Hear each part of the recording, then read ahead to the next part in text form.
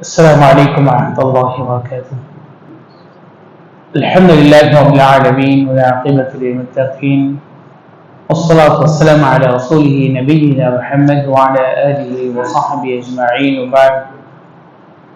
أعوذ بالله من الشيطان الرجيم. بسم الله الرحمن الرحيم.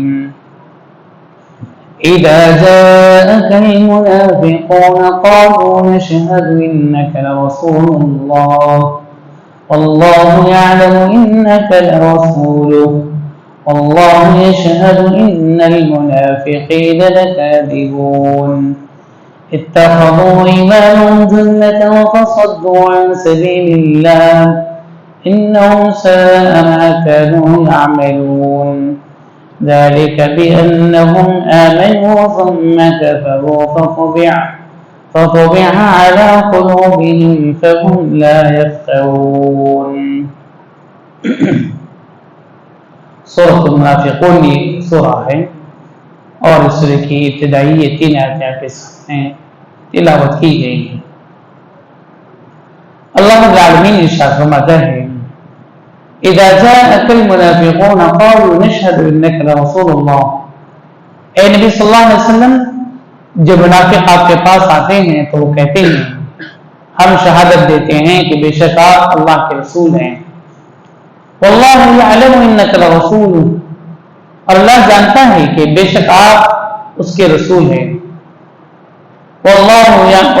یشہد ان المنافقین لکاذبون.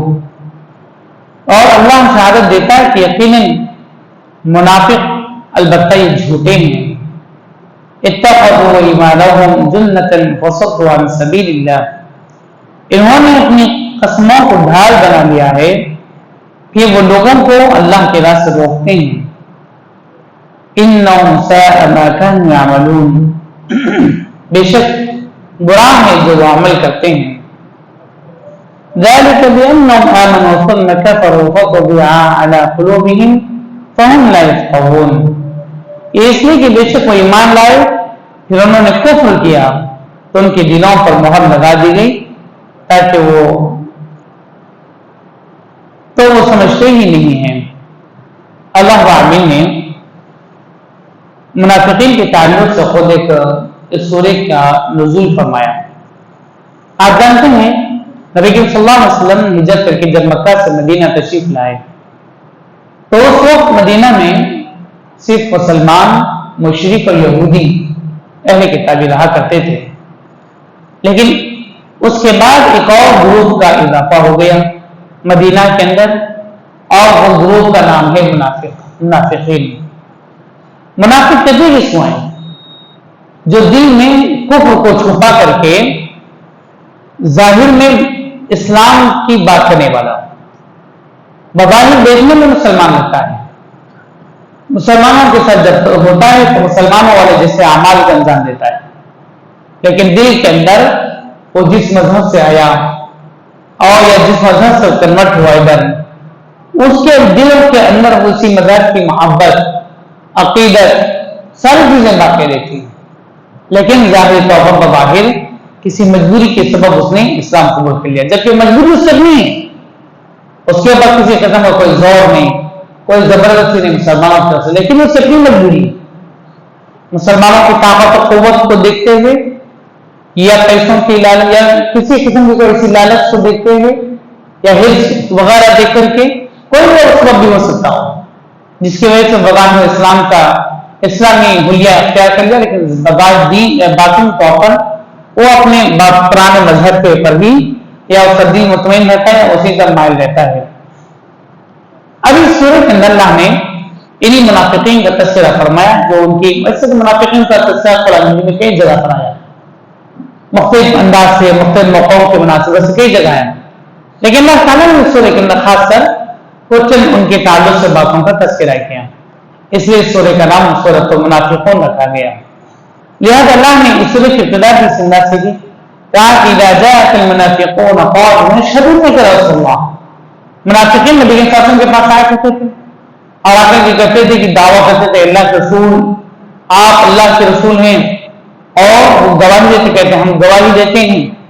ہم قسمیں کھا کر کے کہتے ہیں بعض وقت، تو لہٰذا گواہی دے کر کے کہتے ہیں کہ آپ اللہ ہی کے رسول ہیں، کسی یعنی کوئی آپ عام انسان نہیں ہے، جبکہ ان کے دل اس بات کی حقیقی معنی گواہی نہیں دیتے تھے،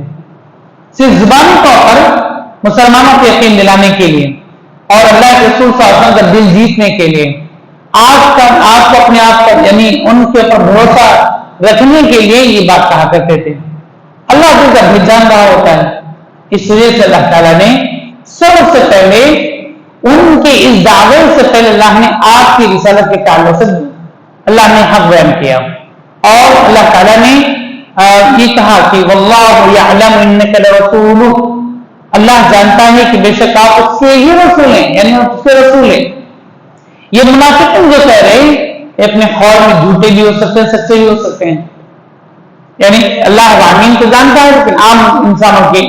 حساب سے، اسی لیے اللہ نے پہلے یہ کہہ دیا اللہ کے یقین آپ اس کے رسول ہیں، تو آپ اس کے رسول ہونے میں کوئی شک نہیں ہے۔ پہلے اللہ تعالیٰ نے اس بات کی تائید کر دی، تاکید کر دی۔ اس کے بعد ان منافقین کا تذکرہ کیا، یہ کہہ کر کہ واللہ یشہد ان المنافقین لکاذبون، اللہ گواہی دیتا ہے کہ بے شک منافقین اپنی بات میں جھوٹے ہیں۔ اللہ کے رسول آپ کو اپنی طرف مائل کرنے کے لیے، آپ کا یقین ان کے اوپر بڑھانے کے لیے یہ قسمیں کھا کر کے یہ کہتے ہیں کہ آپ اللہ کے رسول ہیں، جبکہ معاملہ یہ ہے جب آپ کے پاس سے دور ہوتے ہیں، مسلمانوں کی بندی سے دور ہوتے ہیں، جب ان کفار اور دیگر لوگوں سے ان کی جب ملاقات ہوتی ہے تو کہتے ہیں ہم تو آپ کی طرف ہیں، ہم تو صرف دکھانے کے لیے ان کا نام لیتے ہیں، ان کی طرف چلے آتے ہیں، ورنہ ایک دم آپ ہی کی طرف یعنی کفار مشرکین کی طرف ہم بظاہر ڈر کر کے فلاں کی وجہ سے ہم اسلام قبول کرتے ہیں، ہمارا دل اس پر مطمئن نہیں ہے۔ اسی لیے نبی کے ساتھ کے پاس جب آتے تو ایسی جھوٹی باتیں کہتے ہیں، زبانی جھوٹی باتیں کہتے ہیں، اللہ رسول آپ اللہ کے رسول ہیں، ہم آپ کو مانتے ہیں، فلاں اللہ گواہی دیتے فرمایا واللہ یشہد ان المنافقین لکاذبون، اللہ گواہی دیتا ہے بے شک یقین یہ منافقین جھوٹ بولتے ہیں آپ کے رسول ہونے کے بارے میں، جیسا ایمان ہونا چاہیے، جس سے یقین ہونا چاہیے ویسا ایمان نہیں ہے، ان کے اندر ایسا ایمان نہیں ہے، ایسا یقین ہے، لیکن اس کی وجہ سے آپ کی رسالت ضائع نہیں ہونے والی۔ اللہ فرما رہا ہے، اللہ نے پہلے کہہ دیا آپ اللہ کے رسول ہیں، آپ اپنا مشن جاری رکھیں، آپ اپنا کام کرتے رہیں۔ یہ منافقین چاہے سچ بولے چاہے جھوٹ بولے، اس سے آپ کے اوپر کوئی فرق پڑنے والا نہیں، لیکن ان کی حقیقت حال آپ کے اوپر کھول کے کہہ دی جا رہی ہے، ان کی حقیقت حال آپ پر کھول کے کہہ دیے تاکہ مومن و مسلمان ان کے نرغے ان کے دھوکے میں نہ آ سکیں۔ اللہ نے مزید فرمایا اتخذوا عبادا جنة فصدوا عن سبيل الله، یعنی انہوں نے اپنی قسموں کو ڈھال بنا لیا، اپنی قسموں کو ڈھال بنا لیا، کس بات سے؟ تاکہ وہ اپنے نفاق کو چھپا سکیں، اس بات کے لیے ڈھال بنایا، اور لوگوں کو ایمان ان کے اوپر یقین بڑھ سکے اور لوگوں کو دھوکہ دیتے رہیں، ان کی اچھا رہی۔ تو اسی لیے وہ لوگ قسمیں کھا کر کے کہا کرتے تھے اتخذوا عبادا جنة، انہوں نے قسموں کو انہوں نے ڈھال بنایا، فصدوا عن سبیل اللہ، اور اسی کی وجہ سے اللہ کے راستے سے لوگوں کو روک رکھا ہے۔ اللہ کی قسم معمولی بات نہیں، اللہ کی قسم کھا کر کے کوئی بات کہنا یہ معمولی بات نہیں، ہمارے آج کے زمانے میں کامن ہے، یہ چھوڑ دیجیے، لیکن اس زمانے کے اندر لوگ قسمیں کھا کر کے جب کوئی بات کہتے تو یقین بہت بڑی بات ہوتی، اور قسم کا معنی یہ ہوتا ہے، اسی لیے نبی صلی اللہ علیہ وسلم نے فرمایا اس بات میں کہ ہر چھوٹی موٹی بات پر قسم مت کھایا کرو، جس بات ایک آدمی کو تو اپنی زبان سے تم یقین دلا سکتے ہو تو یقین دلا لو، لیکن ہر چھوٹی موٹی بات پر تم قسم کھایا مت کیا کرو۔ جو قسم وہیں کھائی جاتی جہاں پر بہت زیادہ ضروری ہے، آدمی یقین نہیں کر رہا ہے، بھروسہ نہیں کر رہا ہے، یا کسی کو بھروسے میں رہنے کی بات ہے وہ مان نہیں رہا کسی کی بات کو، تب ایسی سوچ میں قسم۔ تو اسی لیے کہا گیا جب کوئی بھی آدمی قسم کھا کے کوئی بات تم سے کہے تو تم اپنے معاملے کو روک لو، خاموش ہو جاؤ، ہو سکتا اپنی بات میں جھوٹا بھی ہو تب بھی تم غلط ہو، اس وجہ سے کہ اس نے اللہ کی قسم کھائی، اس نے اللہ کا وعدہ دیا ہے، لہذا تمہیں یقین کرنا ہے۔ اگر وہ جھوٹ اپنے قول میں جھوٹا بھی قسم کھا کر کے اللہ تلفیق کرے گا، اس کا مواخذہ کرے گا، تو اس لیے قسم معمولی بات نہیں ہے۔ اللہ تعالیٰ نے فرمایا اتخذوا عبادا جنة फसद्दू अन सबीलिल्लाह, इन लोगों ने झूठी झूठी कस्में खा करके अपने ऊपर यकीन दिलाने की कोशिश की है ईमान पर नबी के शासन को, और फिर भी ये कहेगा फसद्दू अन सबीलिल्लाह, जो ईमान नहीं लाए, जब हाल में ईमान लाए, ईमान में कमजोर है, उनको अल्लाह के रास्ते से रोकने का काम करते हैं। अरे भाई मत जाओ इस्लाम की तरफ, वो ऐसा है, देखो हम कसम खा के मैं कहता हूं कि मैं बग़ैर इस्लाम लेकर के तो आया, लेकिन मेरा दिल इस्लाम नहीं है, इस्लाम मुसलमानों की बात बुरी लगती है। बहुत से ऐसे बातें पेश करके